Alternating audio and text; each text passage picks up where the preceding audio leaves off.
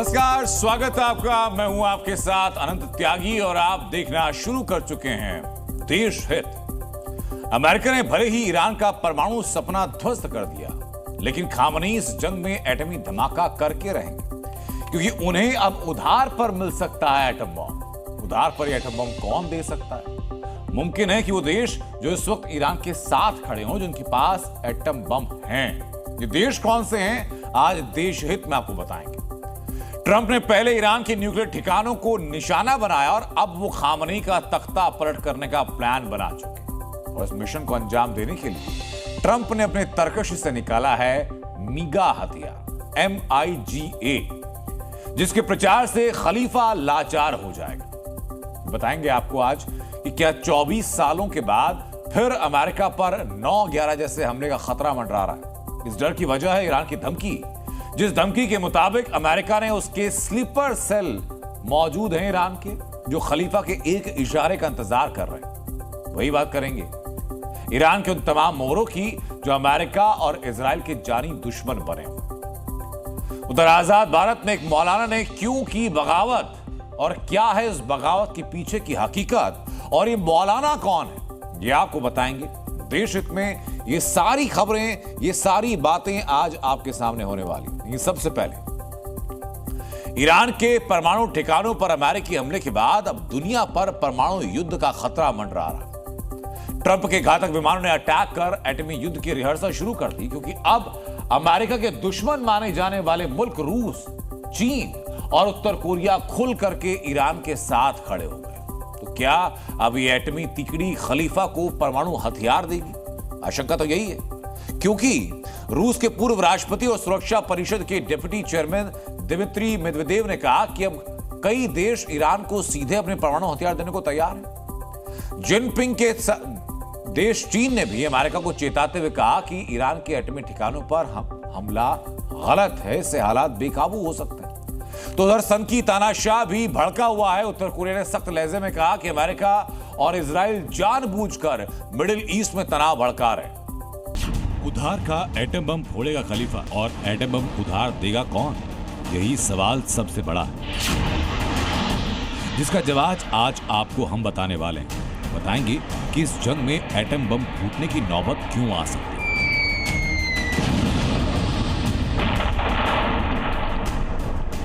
इसकी सबसे बड़ी वजह है वो एटमी ताकत जिसे दुनिया किम जोंग के नाम से जानती है, जो अमेरिका का सबसे बड़ा दुश्मन माना जाता है। नॉर्थ कोरिया का ये तानाशाह बात बात पर परमाणु बम फोड़ने की धमकी देता रहता है।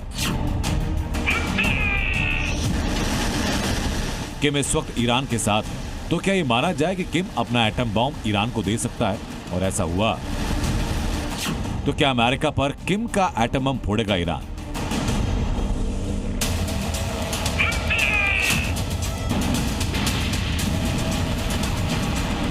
ये डर पूरी दुनिया को है, क्योंकि ईरान और इजराइल के बीच भड़के युद्ध की लपटें अब एटमी जखीरों तक पहुंच चुकी हैं। रूस, चीन और उत्तर कोरिया ने इजराइल की आड़ में युद्ध लड़ रहे अमेरिका को ललकारा और ईरान के न्यूक्लियर प्रोग्राम को बढ़ाने की कसम खाई। ऐसा लग रहा है जैसे ईरान को परमाणु संपन्न बनाने के लिए अमेरिका विरोधी खेमे में होड़ लगी। रूस के पूर्व राष्ट्रपति मेदवेदेव ने ईरान को न्यूक्लियर वॉरहेड देने का ऐलान किया, क्योंकि यूक्रेन के खिलाफ युद्ध में ईरान ने उसे काफी हथियार दिए थे। तो अब पुतिन के लिए दोस्ती निभाने का वक्त है।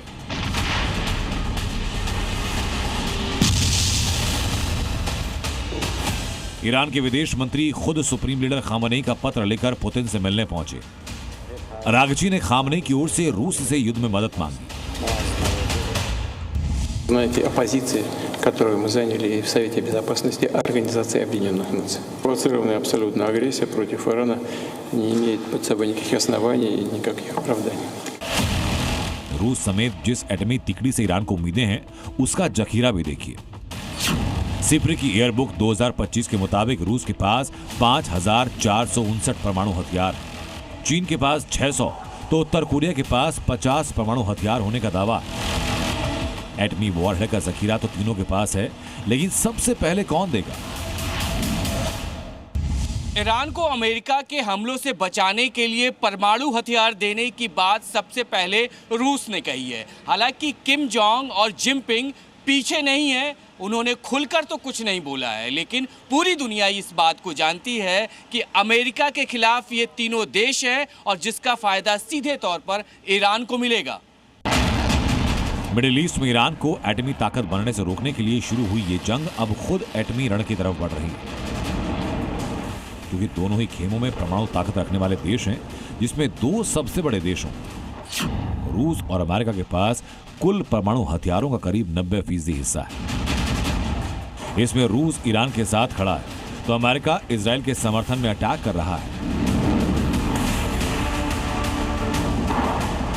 आखिरी बार साल 1945 में परमाणु बम दागा गया।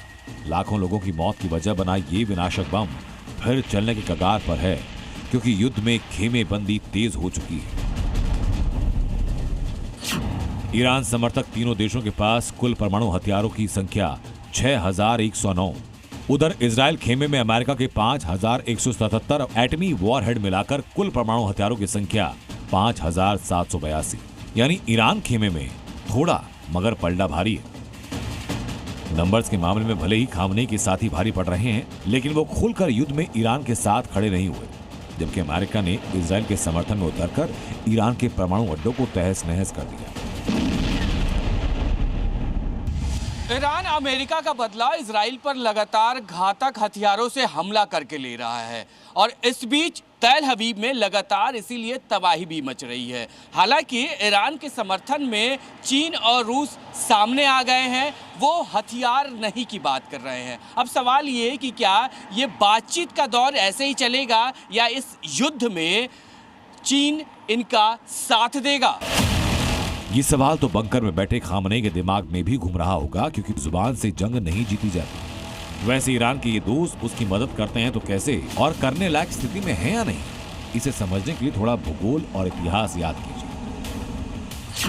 ईरान से रूस की दूरी करीब 4873 किलोमीटर, जो अभी यूक्रेन युद्ध में उलझा है। चीन भी ईरान से करीब 4609 किलोमीटर दूर, जिसने आखिरी युद्ध साल 1989 में वियतनाम से लड़ा। ईरान से उत्तर कोरिया की दूरी 6472 किलोमीटर दूर। किम का देश आखिरी बार 1950 से 1953 में युद्ध के मैदान में था। तो क्या अब किम जोंग का एटम बॉम्ब अमेरिका और इजराइल के खिलाफ चलेगा? इसका डर कहीं ना कहीं ट्रंप को भी है, और इसलिए ट्रंप आज सिक्योरिटी काउंसिल के साथ बड़ी बैठक करने वाले हैं। तो फ्रांस के पीएम ने भी इमरजेंसी मीटिंग बुलाई, और दुनिया जानती है कि अगर परमाणु बम चला तो विनाश निश्चित है। फिर भी क्या खामनेई उधार का एटम बॉम्ब लेकर चलाएंगे?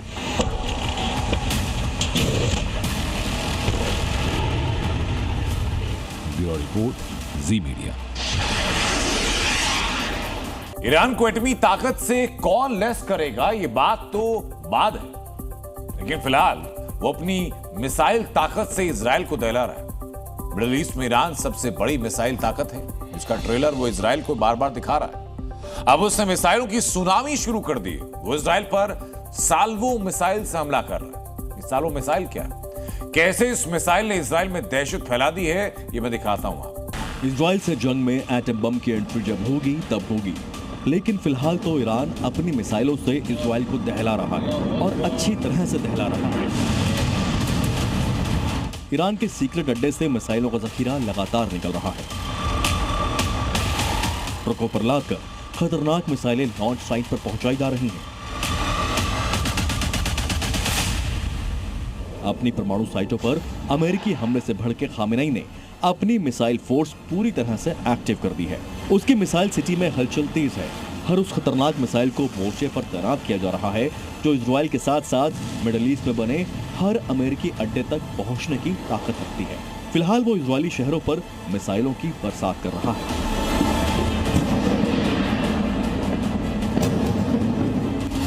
ईरान ने साल्वो मिसाइल से दहलाया।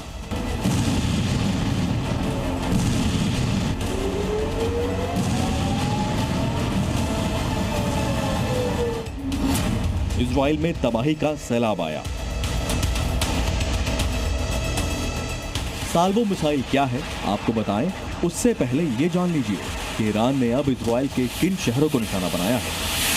ईरान ने उत्तरी और मध्य इजराइल के शहरों पर साल्वो मिसाइल से हमला किया है। राजधानी तेल अवीव को ईरान ने फिर दहलाया है। हाइफा शहर को भी फिर से ईरानी मिसाइलों ने टारगेट किया है। अशदोद शहर में भी कई मिसाइल हमले हुए हैं। रिशॉन लेजियन शहर पर भी ईरान ने हमला किया है। नेसजियोना में भी ईरानी मिसाइलों ने कई टारगेट हिट किए हैं। तेल अवीव पर ईरानी मिसाइलों के हमले का ये सबसे ताजा वीडियो देखिए। पूरा आसमान ईरानी मिसाइलों से भरा हुआ नजर आ रहा है। दनदनाती हुई मिसाइलें टारगेट की ओर बढ़ रही हैं। कुछ इंटरसेप्ट हो रही हैं, लेकिन कई अपने टारगेट को हिट करने में कामयाब रही।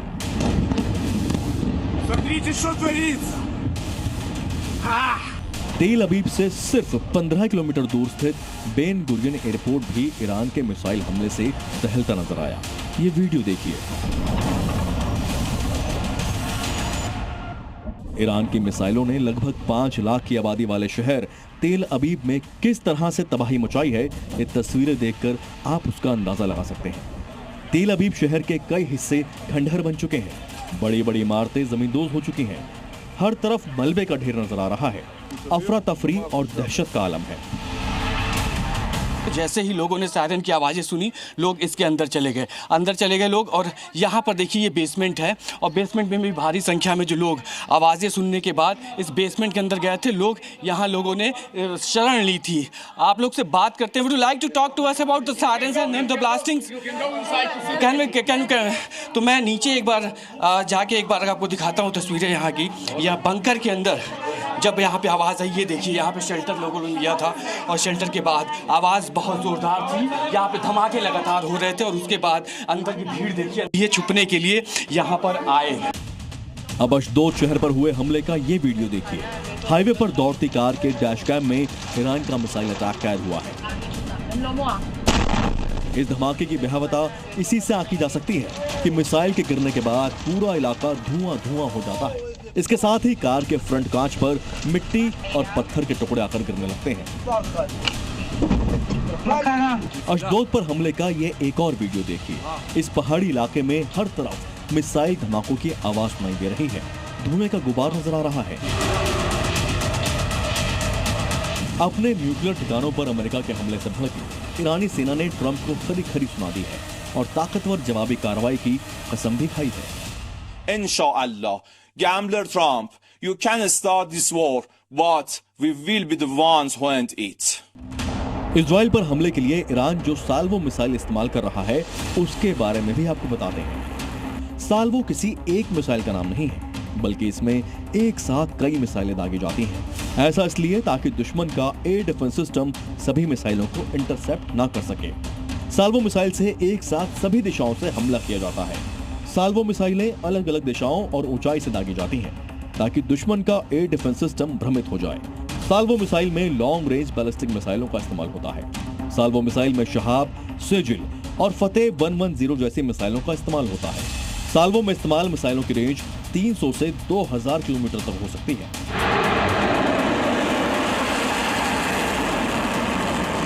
इस्लामिक रेवोल्यूशनरी गार्ड कॉर्प्स ने पुष्टि की है कि उसने इजराइल के खिलाफ ऑपरेशन ट्रू प्रॉमिस 3 की 20वीं लहर शुरू की है। इसी के तहत साल्वो मिसाइल का इस्तेमाल किया जा रहा है।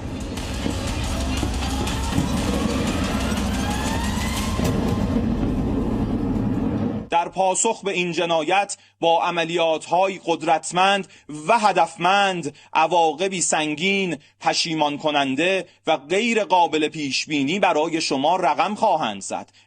ईरान के न्यूक्लियर ठिकानों पर हमले के बाद अमेरिकी राष्ट्रपति ट्रंप ने ईरान को धमकी दी थी कि अब वो इजराइल पर हमले के बारे में ना सोचे, वरना और भीषण हमला होगा। लेकिन ईरान के तेवर बता रहे हैं कि उस पर ट्रंप की धमकी का कोई असर नहीं हुआ है। साल्वो मिसाइल से उसका हमला इसकी गवाही दे रहा है। ब्यूरो रिपोर्ट, जी मीडिया।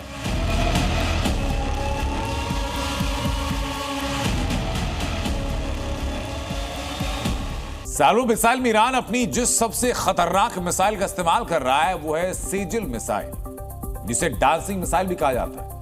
इस मिसाइल को नाम क्यों मिला और इसकी ताकत और खासियत क्या है, वो जरा समझिए। जरा आप स्क्रीन पर देखिए कि कैसे लॉन्च होने के बाद सेजिल मिसाइल घूमकर एक तरीके से लगभग नाचते हुए टारगेट की तरफ बढ़ती है और इसलिए इसे डांसिंग मिसाइल कहा जाता है। ताकत की बात की जाए तो रेंज है लगभग 2000 किलोमीटर, 700 किलो का वॉर हेड ले जा सकती है, स्पीड 6000 किलोमीटर प्रति घंटे तक हो सकती है। आयरन डोम जैसे डिफेंस सिस्टम को चकमा दे सकती है, एरो 3 डिफेंस सिस्टम को भी ये चकमा दे सकती है और अपने साथ परमाणु हथियारों को ले जाने में पूरी तरीके से सक्षम। लेकिन 17,500 घंटे का प्लान और ईरान का काम तबाह। अमेरिका के ऑपरेशन मिडनाइट हैमर की एक हकीकत सामने आती जा रही है। ईरान के परमाणु ठिकानों को दहलाने के मिशन पर अमेरिका 2 साल से काम कर रहा था, 2 साल से। जब आक्रमण का फैसला लिया गया तो उसके B-2 बॉम्बर्स ने 37 घंटे बिना रुके उड़ान भरी है और फिर GBU-57 बंकर बस्टर बम से वहां पर सब धुआं कर दिया। खामनेई के एटमी ख्वाब को अमेरिका ने मिडनाइट हैमर से खाक कर दिया।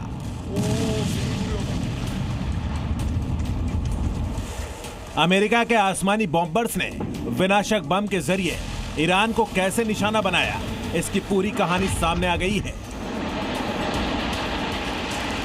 ईरान में जब रविवार को रात के 2:10 हो रहे थे तो उसके 3 परमाणु ठिकाने फोर्डो, नतांज और इस्फहान पर बम बरसने लगे। यह हमला अमेरिका का था, जिसे ऑपरेशन मिडनाइट हैमर नाम दिया गया। अमेरिका की ओर से ईरान पर आक्रमण की रणनीति पिछले 2 साल यानी 17,500 घंटे से तैयार की जा रही थी। इन 2 सालों में अमेरिका ने कई बार कभी बातचीत तो कभी धमकी देकर ईरान को परमाणु कार्यक्रम खत्म करने को कहा था, लेकिन ईरान नहीं माना। इजराइल ईरान युद्ध से अमेरिका को हमले की वजह मिल गई। यह तय था कि अमेरिका कभी भी ईरान के परमाणु ख्वाब पर बम बरसाएगा।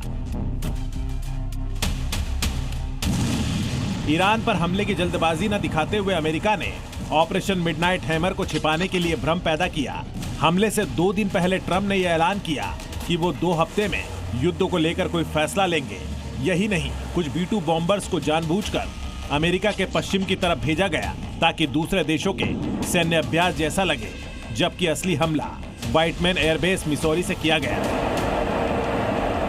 यह तय था कि अमेरिका इस हमले में सबसे घातक fighter plane B-2 spirit bombers को मिशन पर भेजेगा।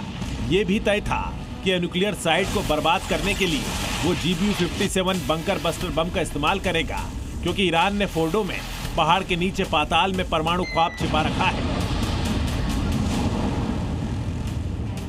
इसलिए मिसौरी एयरबेस से 7 B-2 स्प्लिट बॉम्बर्स टारगेट को नेस्तनाबूद करने के लिए निकल पड़े।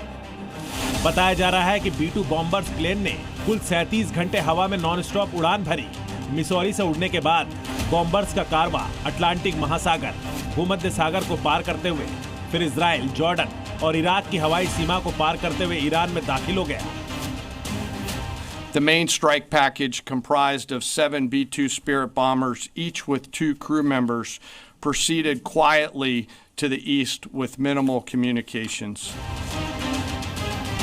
B-2 बॉम्बर्स में इस दौरान कई बार हवा में ईंधन भी भरा गया।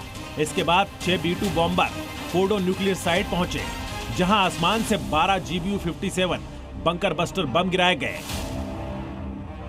इसी वक्त एक और B-2 बॉम्बर से नतांज पर 2 GBU-57 बम गिराए गए, जबकि इस्फहान न्यूक्लियर साइट पर अमेरिकी नेवी ने टॉमहॉक मिसाइल से हमला किया। अमेरिकी अधिकारियों के मुताबिक ईरान का सारा एयर डिफेंस सिस्टम धरा का धरा रह गया। न तो रडार न ही missile defence system bombers plane को ट्रैक कर पाए, जबकि इस पूरे ऑपरेशन में 7 बॉम्बर्स प्लेन के साथ 121 फाइटर जेट्स, रिफ्यूलिंग टैंकर और स्टील्थ विमान शामिल थे। At midnight Friday into Saturday morning, a large B-2 strike package comprised of bombers launched from the continental United States. As part of the plan to maintain tactical surprise, part of the package proceeded to the west and into the Pacific as a decoy, a deception effort known only to an extremely small number of planners and key leaders here in Washington and in Tampa. जिस वक्त America ने Iran पर यह हमले किए, उस दौरान America और इजराइल के बीच बेहतर तालमेल रहा। इजराइल ने 21 जून की रात भी ईरान पर कई हमले किए, जिसकी वजह से ईरान हमलों का जवाब देने में व्यस्त रहा और इससे अमेरिका के लिए 3 न्यूक्लियर साइट्स को दहलाने का काम और आसान हो गया।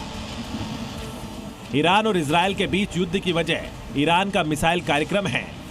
यह दावा किया जाता है कि नतांज एटॉमिक फैसिलिटी सेंटर की साइट पर 9 परमाणु बम बनाने जितना यूरेनियम मौजूद है, जबकि फोर्डो में ईरान का दूसरा बड़ा यूरेनियम प्यूरिफिकेशन प्लांट है, जो कि एक पहाड़ी में 295 फीट नीचे मौजूद है। अमेरिका का दावा है कि ईरान के 3 एटॉमिक साइट्स बर्बाद हो चुके हैं। A short time ago, the U.S. military carried out massive precision strikes on the 3 key nuclear facilities in the Iranian regime: Fordow, Natanz, and Esfahan. Everybody heard those names for years as they built this horribly destructive enterprise. Our objective was the destruction of Iran's nuclear enrichment capacity and a stop to the nuclear threat posed by the world's #1 state sponsor of terror. Tonight, I can report to the world that the strikes were a spectacular military success. Iran's key nuclear enrichment facilities have been completely and totally obliterated. Iran भले ही अब बदला लेने की बात कर रहा है, लेकिन ये सच है कि अमेरिका ने उसके परमाणु कार्यक्रम पर जो बमबारी की है, उससे खामनेई का परमाणु बम वाला ख्वाब टूट गया है। अगर ईरान उसके बाद भी परमाणु बम बनाने की कोशिश करता है, तो तय है कि अमेरिका इसके बाद इससे भी बड़ी प्लानिंग के साथ और विनाशक हमले करेगा। ब्यूरो रिपोर्ट, जी मीडिया। ईरान ने अमेरिका को धमकी दी कि युद्ध शुरू तुमने किया, खत्म हम करेंगे। मतलब जंग अब रुकना तो दूर और भड़कने वाली। इसी बीच अमेरिका और इजराइल ने मिलकर के एक ऐसा तख्तापलट प्लान बनाया जिसकी खामनेई की टेंशन बढ़ चुकी है। ट्रंप के MIGA हथियार के साथ ही कई मोहरें हैं जो ईरान में तख्तापलट करने में अहम रोल प्ले करेंगे। इनमें सबसे पहला है ईरानी जेलों में बंद कैदी जिन्हें छुड़ाने की तैयारी है। खामनेई विरोधी भी अमेरिका इजराइल की मदद करेंगे और खुद निर्वासित प्रिंस रेजा पहलवी भी खामनेई सत्ता को उखाड़ फेंकने की एक सीढ़ी है। और यह सब एग्जीक्यूट करवाएगी इजरायली एजेंसी मोसाद। यह तस्वीर ईरान में कट्टरपंथी सत्ता की नींव हिलाने वाली है।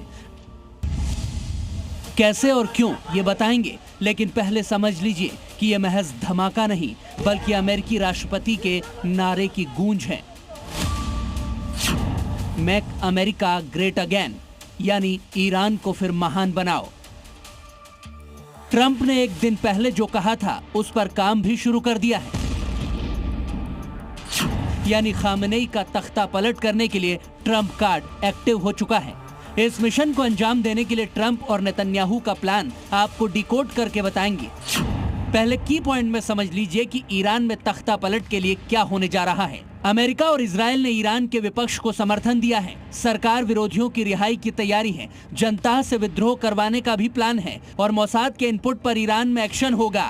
और अंत में और आखिरी प्लान है खामनेई का खात्मा या फिर तख्ता पलट। ट्रंप का मिशन तख्ता पलट इसी पंचप्रण के साथ आगे बढ़ रहा है। उसकी पहली झलक है ये तस्वीर, जिसमें ईरान के एविन जेल पर धमाका हुआ है। इजराइल के विदेश मंत्री ने यह वीडियो पोस्ट किया है। इस वीडियो में जेल के गेट पर तबाही मची है, जिसके बाद कई लोगों को उम्मीद है कि जेल में बंद उनके रिश्तेदार बाहर आ जाएंगे। ट्रंप के प्लान के मुताबिक इजराइल ने इस जेल पर हमला क्यों किया? क्योंकि ईरान की सरकार यहीं पर अपने विरोधी राजनीतिक कैदियों, पत्रकारों, शिक्षाविदों, मानवाधिकार कार्यकर्ताओं और ऐसे ही बाकी लोगों को कैद करके रखती है। इन्हीं को छुड़ाकर ईरान में सत्ता विरोधी माहौल तैयार करने की रणनीति है। तो उसके लिए प्लान के दूसरे की पॉइंट पर काम कर रहे हैं ईरान के विपक्षी दल। तभी तो ईरान के विपक्ष के नेता प्रिंस रेजा पहलवी ने लोगों से उनके साथ जुड़ने की अपील कर दी है। That I am establishing a formal channel for military, security and police personnel to reach out directly to me, my team and our expanding operation. Khamenei को सिंहासन खाली करने के लिए अल्टीमेटम देते हुए प्रिंस रेजा पहलवी ने खामनेई और मौजूदा सरकार के लिए कहा है कि ईरानी शासन ढह रहा है। खामनेई परिवार और ईरान के वरिष्ठ अधिकारी भागने के लिए तैयार बैठे हैं। इस विनाश को खत्म करने और शेर के साथ सूरज उगने का समय आ चुका है। जाहिर है तख्ता पलट के प्लान के तीसरे की पॉइंट के तहत अब ईरान में सरकार विरोधी खेमा सड़कों पर दिखेगा। विपक्ष इस विरोध को और बढ़ाएगा और इसके साथ ही मौजूदा सरकार की राजनीतिक चुनौतियां भी बढ़ेंगी।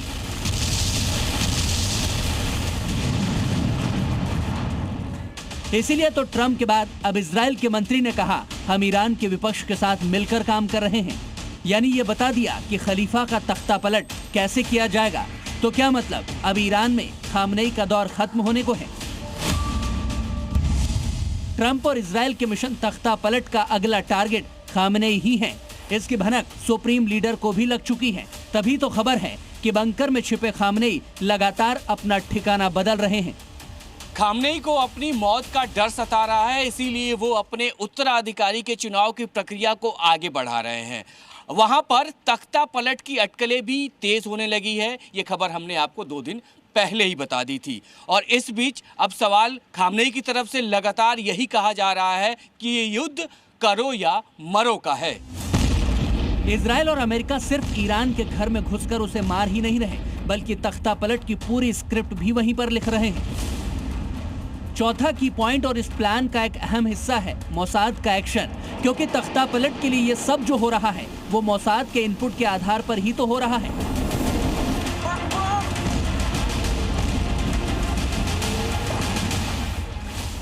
क्योंकि इजरायली खुफिया एजेंसी ने ही तो खामनेई और उनकी सत्ता की खामियों और विरोध की चिंगारी को हवा दी है। ट्रंप का मेक ईरान ग्रेट अगेन वाला प्लान लोगों को भरोसे में लेने का है, ताकि इसी हथियार से खलीफा पर फाइनल प्रहार किया जाए।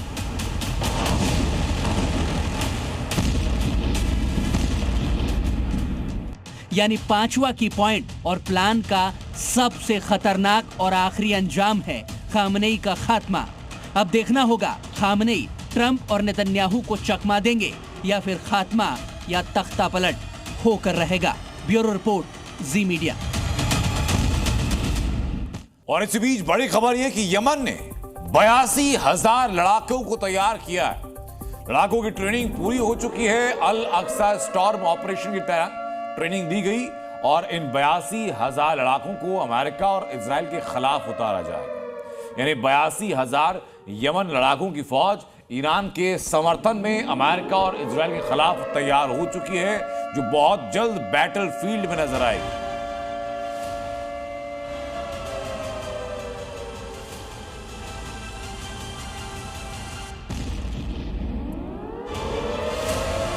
यमन की तरफ से साफ कर दिया गया था कि वो इस जंग में ईरान के साथ है, और अब ये बताया जा रहा है कि 82,000 लड़ाकों की फौज को यमन में ट्रेनिंग देकर तैयार कर दिया गया, जो इस युद्ध में इजराइल और अमेरिका के खिलाफ खड़ी होगी। ईरान इजराइल जंग के बीच अमेरिका पर 9/11 वाला खतरा फिर मंडरा रहा है।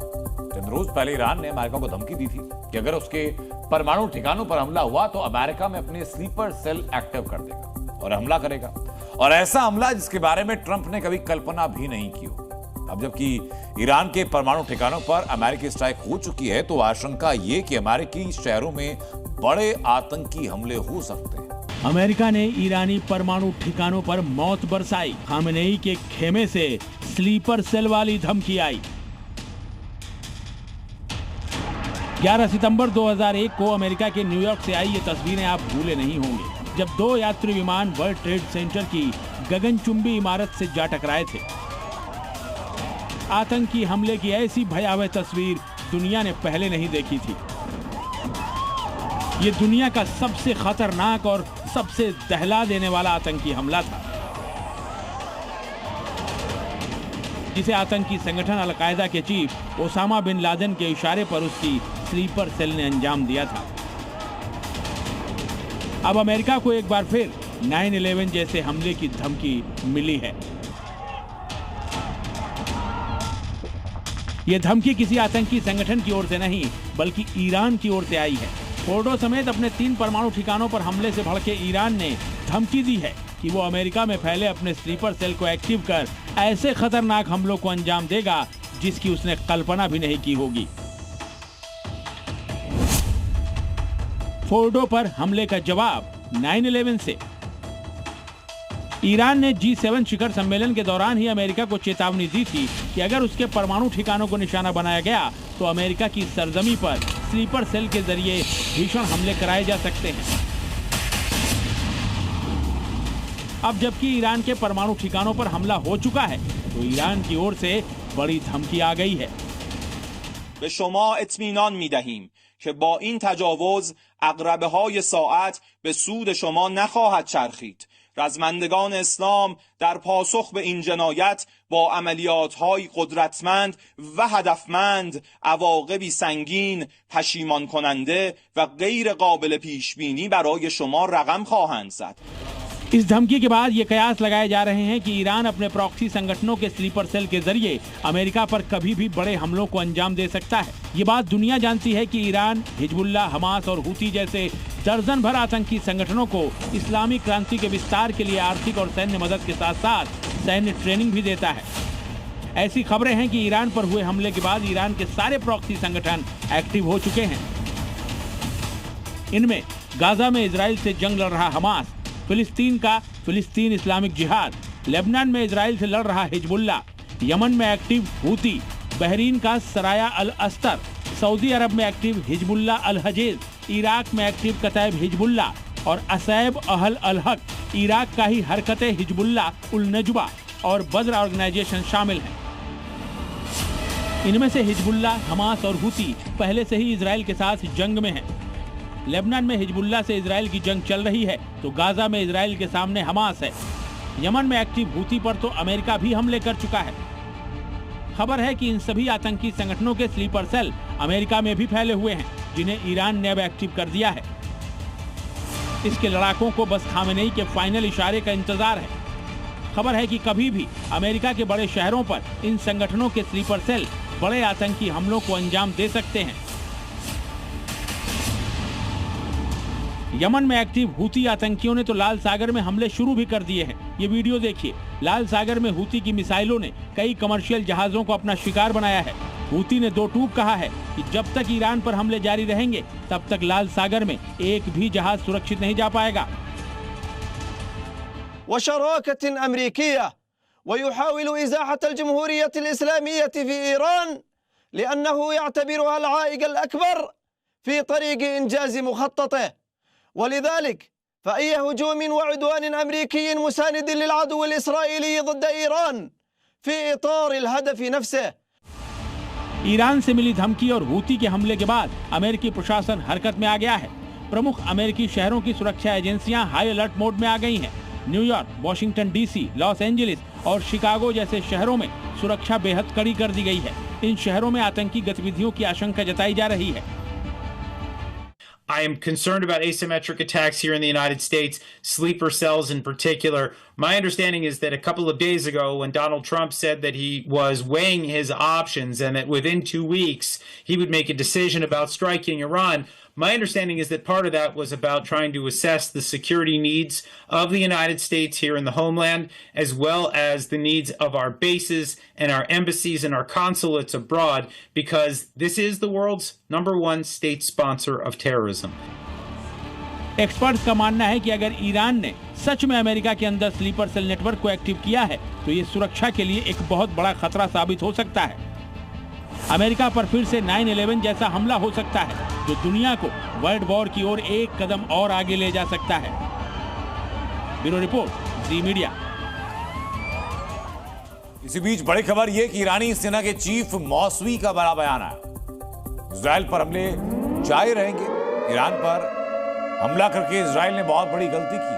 उसने कहा कि अमेरिका की गलती के खिलाफ निर्णायक कार्रवाई भी की जाएगी। नेतन्याहू को सबक सिखाया जा रहा है और ये कार्रवाई लगातार जारी रहने वाली है।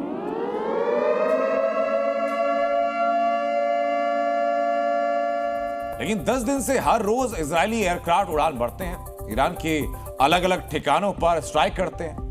अब तक सैकड़ों की तादाद में इजरायली फाइटर जेट्स ने उड़ान भरी है और एयर स्ट्राइक लगातार की। अब इस मिशन को इजरायल के ड्रोन आगे बढ़ा रहे हैं। एक दिन में इजरायल की ड्रोन आर्मी ने ईरान के 6 एयरपोर्ट धुआं कर दिए। ईरान का पहला एयरपोर्ट दहला। ईरान का दूसरा एयरपोर्ट दहला। ईरान का तीसरा एयरपोर्ट दहला। कुछ इसी तरह से ईरान के 6 एयरपोर्ट आज इजरायली हमलों से दहलते हुए नजर आए। हर एयरपोर्ट से आग और धुएं का गुबार उठता दिखाई दिया। इजराइल ने ईरान के खिलाफ ऑपरेशन राइजिंग लायन के 10 दिन पूरे कर लिए हैं। इन 10 दिनों में इजराइल के फाइटर जेट ईरान पर कहर बरसाते दिखे थे। अब ये काम इजराइल की ड्रोन आर्मी ने संभाल लिया है। इजराइल ने ईरान पर हमले की कमान अब अपने हर्मीस ड्रोन को सौंप दी है, जिसने एक ही दिन में 6 ईरानी एयरपोर्ट को दहला कर रख दिया। इस मैप के जरिए आप समझिए कि इजराइल के हर्मीस ड्रोन ने ईरान के कौन कौन से एयरपोर्ट पर हमला किया। इन 6 एयरपोर्ट में तबरीज, तेहरान, हमादान, इस्फहान, देजफुल और मशहद एयरपोर्ट शामिल हैं। ईरान के ये सभी 6 एयरपोर्ट हर्मीस ड्रोन की बमबारी में दहलते नजर आए। ये सभी एयरपोर्ट ईरान के अहम सैन्य बेस भी हैं।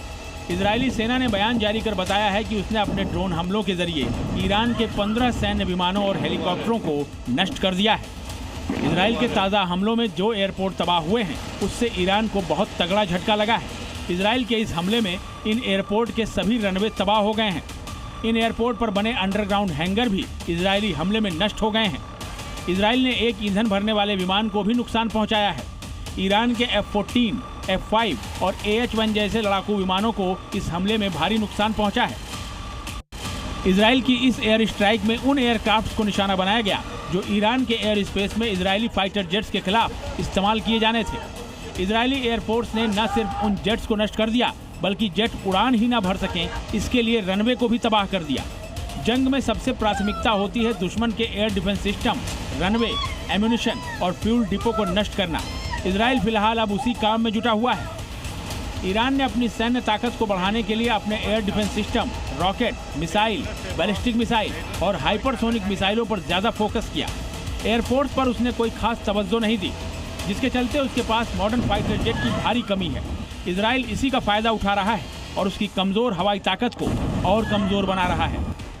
IDF ने एक बयान जारी कर बताया है कि उसके ड्रोन हमलों ने ईरानी हवाई अड्डों पर टेक ऑफ क्षमताओं को बुरी तरह से बाधित किया है, जिससे ईरानी सेना को हवाई संचालन शुरू करने में बड़ी परेशानी आ रही है। IDF ने दावा किया है कि ईरान पर उसके इस ताज़ा ड्रोन हमले ने तेहरान की चिंता और बढ़ा दी है, क्योंकि 6 हवाई अड्डों पर हमले से उसकी एयरफोर्स की कमर ही टूट गई है। ब्यूरो रिपोर्ट, जी मीडिया। इजराइल ने जिस हर्मेस ड्रोन से ईरान के 6 एयरपोर्ट पर बम वर्षा की, उसकी ताकत और उसकी खासियत के बारे में जानना जरूरी है आपके लिए। ये 220 किलोमीटर प्रति घंटे की रफ्तार से उड़ सकता है, 450 किलोग्राम विस्फोटक लेकर उड़ान भर सकता है और 30 से 36 घंटे तक हवा में रह सकता है। अधिकतम ऊंचाई तक 30,000 फीट की ऊंचाई तक जा सकता है और किसी भी मौसम में ऑपरेशन को अंजाम दे सकता है। इस्तेमाल हमला करने के साथ साथ जासूसी के लिए भी किया जा सकता है। कहते हैं कि जब किसी का गुरूर टूटता है तो वो दुश्मनों को दहलाता है। ईरान यही कर रहा है। अमेरिका ने उसके 3 परमाणु ठिकाने तबाह किए, लेकिन इसकी बौखलाहट में ईरान 10 गुना ज्यादा ताकत से इजराइल को दहला रहा है, उस पर मिसाइलें बरसा रहा है और हमलों ने इजरायलियों को बंकर में रहने के लिए मजबूर किया। लेकिन इजराइल के बंकर्स इतने बेहतर हैं कि बड़े आराम से कई दिनों तक यहां रहा जा सकता है। जी मीडिया संवाददाता ने नेतन्याहू के इन्हीं बंकर्स में जाकर इजराइल की सुरक्षा कवच की पड़ताल की। खामनेई का परमाणु बम वाला सपना अमेरिका ने तोड़ा, लेकिन ईरान अब इसका गुस्सा इजराइल पर निकाल रहा है। बदले की आग में जल रहे ईरान ने इजराइल पर मिसाइलों की बौछार कर दी है।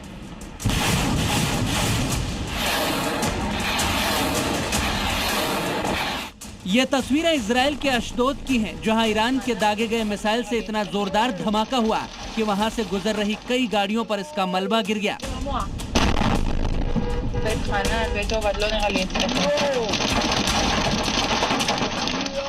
इजराइल के अश्कलो शहर में भी ईरान की मिसाइलें तबाही मचा रही हैं।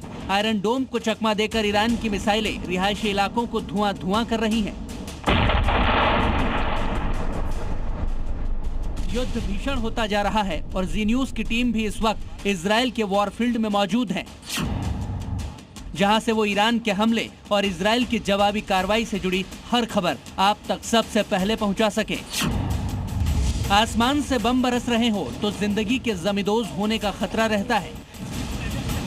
इसीलिए इजराइल के हर शहर में लगकर जमीन के भीतर बंकर वाला शहर बस गया है। क्या वाकई ये बंकर इतने मजबूत और महफूज हैं कि ये मिसाइलों के हमले को झेल सके और लोग इनमें बेखौफ होकर रह सकें? ये जानने के लिए जी न्यूज संवाददाता ब्रजेश तिवारी खुद एक बंकर में गए। जब सायरन की आवाज़ बजती है तो लोग बंकरों की तरफ भागते हैं। बंकरों में सुरक्षा के पुख्ता इंतजाम यहाँ पर किए गए हैं, वो इसलिए क्योंकि ये बंकर इस तरीके से बनाए गए हैं कि अगर किसी भी तरह का इस पर हमला होता है तो नुकसान नहीं होगा। ज़मीन से तकरीबन 2 फ्लोर नीचे इन बंकरों को बनाया गया है और इस वक्त तस्वीरें अगर आप देखें तो जो लोग यहाँ पर इकट्ठा हैं, इस वक्त यहाँ पर पहुँचे हुए हैं, उनके यहाँ पर सभी इंतज़ाम किए गए हैं ताकि लोग अगर समय लंबा वक्त अगर भी यहाँ पर अगर बिताना पड़े तो उसके लिए भी यहाँ पर हर तरीके के इंतज़ाम हैं। बैठने के लिए कुर्सियाँ हैं, टेबल्स हैं और वहीं कुछ वक्त बिताने के लिए यहाँ पे जो स्पोर्ट्स होता है उसके भी यहाँ पर अगर आप देखें तो लोग इस तरीके से भी समय यहाँ पर व्यतीत करते हैं, क्योंकि कितना वक्त लग जाए ये कह पाना थोड़ा सा मुश्किल होता है। हालांकि इंतज़ाम पुख्ता किए गए हैं। इजराइल में इस वक्त कई भारतीय भी फंसे हुए हैं जिन्हें निकालने का काम चल रहा है। इस वक्त इजराइल का एयर स्पेस भी बंद है, इसीलिए उन्हें पड़ोसी देशों के रास्ते से निकाला जा रहा है। पर कई लोग हैं जो वहां मौजूद हैं, जिनके लिए बंकर में वो तमाम इंतजाम किए गए हैं। जी न्यूज़ आपको सिर्फ इसलिए ये पर्पस दिखा रहा है, ये बंकर दिखा रहा है ताकि जो लोग यहाँ पे रह रहे हैं इजराइल में या जो लोग इजराइल की स्थिति समझना चाहते हैं वो ये देख लें कि यहाँ पर लोगों की सुरक्षा के लिए कितने पुख्ता बंकर बनाए गए हैं। आगे दूसरे कमरे में ले चलता हूँ मैं। ये एक दूसरा कमरा है, ये पहला कमरा जो तस्वीर मैंने आपको दिखाई, ये दूसरा कमरा। यहाँ पर भी इंतज़ाम पुख्ता है। तकरीबन 200 से 250 लोग यहाँ पर रह सकते हैं। ये बंकर हर जगह आपको दिखाई देंगे इजराइल में। पब्लिक बंकर इनको बोला जाता है ताकि जब भी सायरन बजे, जब भी इमरजेंसी के हालात हो, आप यहाँ पर आइए, आप यहाँ पर सुरक्षित रहेंगे। ईरान ने इजराइल के 10 शहरों को निशाना बनाया है। 10 दिन के युद्ध में करीब 30 इजरायलियों की जान गई है और हर शहर में रह रहकर सायरन की आवाजें सुनाई दे रही हैं। सायरन बज रहे हैं और इस वक्त भी सायरन की आवाज पहले आप सुन लीजिए।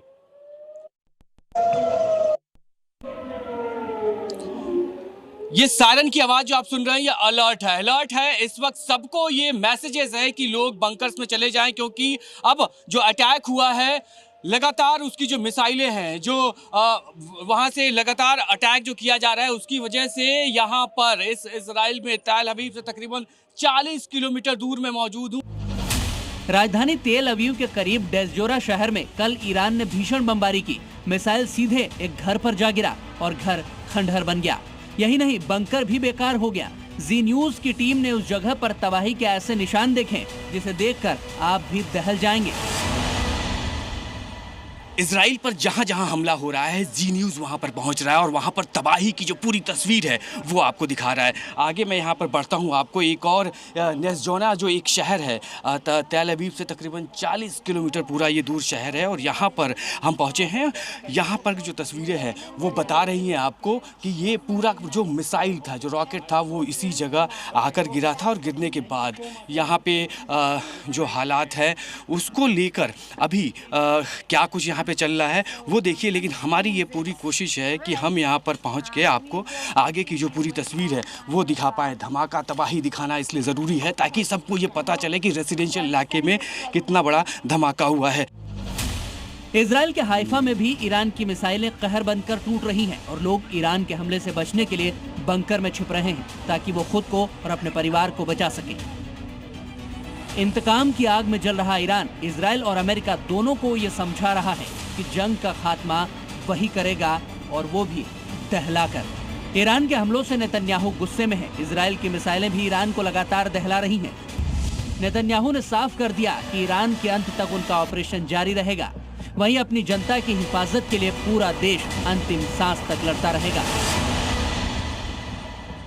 तो इस तरह के बंकर, इस तरह के बेसमेंट आपको इजराइल के हर गली में मिलेगा, हर इलाके में मिलेगा। वो सिर्फ इसलिए कि अगर अटैक होता है, सायरन बजता है तो आप वहाँ पर जाइए, वहाँ पर छुप जाइए और उसके बाद जब हालात सामान्य होंगे तो फिर वापस अपने काम पर लग जाइए। कैमरामैन विनायक के साथ विजेश तिवारी, जी मीडिया, तेल अवीव। उधर भोपाल के एक मौलाना ने बगावत की धमकी दी।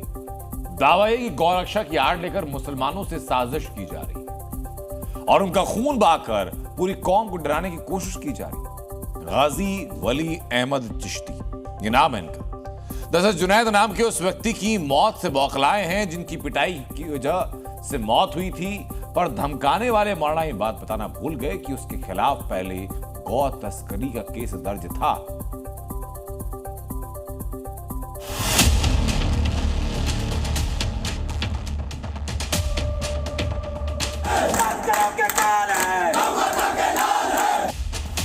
और इतना किसी को मत दबाइए को सर उठाने पर मजबूर हो जाए, बगावत पर बेहूदगी करने पर मजबूर हो बेहूदगी के जवाब में। ये सीधे सीधे बगावत की धमकी है। यह धमकी मध्य प्रदेश की सरकार को है, मध्य प्रदेश के प्रशासन को है। यह मौलाना मुसलमानों को विद्रोह के लिए उकसा रहा है। धमकी देने वाले ये मौलाना जमीयत उलेमाए हिंद मध्य प्रदेश के नायब सदर हैं। नाम है गाजी वली अहमद चिश्ती। मौलाना की जुबान पर नफरती बोल इसलिए हैं क्योंकि इन्हें लगता है कि मध्य प्रदेश में मुसलमानों पर जुल्म हो रहा है। कुछ गायों को विदिशा से सांची ले जाते वक्त जुनैद खान नाम के एक व्यक्ति को गौ तस्करी के शक में गौरक्षकों ने इतना पीटा कि उसकी मौत हो गई। पूरे मामले की अभी जांच चल रही है। पुलिस साफ कर चुकी है कि जिस जुनैद की मृत्यु हुई उस पर पहले से ही गौ तस्करी का केस दर्ज था, लेकिन मौलाना ने खुद ही बेगुनाही का सर्टिफिकेट बांट दिया और विक्टिम कार्ड खेलते हुए गौरक्षकों पर आतंकी होने का इल्जाम लगा दिया। गाय के नाम पर मारकाट करने वाली बात तंजीमें, मैं उनको नाजायज़ तंजीमों से ताबीर करता हूँ, वो पैदा हो गई हैं और उन्होंने आतंक मचाया हुआ है। बाहर के आतंक से ज़्यादा ये आतंक खतरनाक है। आपस में क्या चाहते हैं ये लोग? गौरक्षकों पर गुस्सा निकालते निकालते ये मौलाना बगावत तक जा पहुँचे। हिंदुओं को भी धमकी दे डाली कि मुसलमान भी सड़क पर उतर सकते हैं। मैं भी अपनी हुकूमत से मुतालबा करता हूँ कि भाई इन हालात पर काबू पाइए और इतना किसी को मत दबाइए को सर उठाने पर मजबूर हो जाए, बगावत पर बेहूदगी करने पर मजबूर हो बेहूदगी के जवाब में। हम उनकी बात को ये तोड़ कर टालते हैं कि बेहुदा है, वो बढ़ते चले जा रहे हैं। हदी हो गई, जब चाहे जिसको चाहे मार दें पकड़ कर। ये नाकाबिल बर्दाश्त बात है। तालीम दोनों हाथ बचती है, अमन दोनों हाथ तक कायम रहेगा। आप इस किस्म की तंजीमों से मेरी गुजारिश है कि वो अपने लोगों को रोकें। ठीक है, बिल्कुल अपने मजहब की हिफाजत करें, हम बहुत खुश हैं उससे। मुस्लिमों की मॉब लिंचिंग का आरोप लगाने वाले मौलाना गाजी वली अहमद चिश्ती के प्रोपेगेंडा की हिंदू संगठनों ने हवा निकाल दी। विश्व हिंदू परिषद का कहना है कि जुनैद को गोपालक बताकर मौलाना उसके गुनाहों पर पर्दा डालना चाहते हैं। ये जो लोग गायों को काटने के लिए ले जा रहे हैं गाड़ियों में भर के, वो कोई भी गाय पालने वाले नहीं है। वो सभी गौ भक्षक हैं और गौ माता को काट के खाने वाले हैं, रोटी से खाने वाले लोग हैं। और ऐसे लोगों के लिए अगर ये धर्म के आड़ में उनका सपोर्ट कर रहे हैं, ये कहीं ना कहीं गलत है। मध्य प्रदेश में गौवंश की हत्या और तस्करी रोकने के लिए कड़े नियम हैं। कई इलाकों में गौरक्षक भी एक्टिव हैं, पर मुसलमानों को लगता है कि बगावत की बात करने वाले मौलाना चिश्ती उनके हक की बात कर रहे हैं। चिश्ती साहब का ये कहना है कि बगावत तो इस मुल्क में नहीं होगी। चिश्ती साहब बहुत वरिष्ठ है, जमीयत उलमा के उपाध्यक्ष भी है, लेकिन मेरा ऐसा मानना है कि हम यहाँ संविधान के हिसाब से कार्रवाई करना चाहिए। ये चीज़ जो चल रही है, जो गौरक्षकों के नाम पे मुसलमान भाइयों को जो मार रहे हैं, वो सब गलत है। ये जो जुनैद को मारा है, वो अपने घर को पालन के लिए गाय को लेके आ रहा था और उसको उसके शक पे उसको मार दिया। ये कौन सा इंसाफ है? मध्य प्रदेश में कानून का शासन है, किसी को भी यहाँ पर कानून हाथ में लेने की इजाजत नहीं दी जा सकती। जिन लोगों पर जुनैद से मारपीट का आरोप है, उनके खिलाफ केस दर्ज करके गिरफ्तार किया जा चुका है, पर जांच मृतक के खिलाफ लगे आरोपों की भी होगी। इसीलिए बगावत की बात करके मुसलमानों को उकसाने की जगह मौलाना को उनसे कानून मानने की अपील करना चाहिए, ताकि प्रदेश में गौ तस्करी और गौकशी बंद हो जाए। मध्य प्रदेश से प्रमोद शर्मा के साथ ब्यूरो रिपोर्ट, जी मीडिया।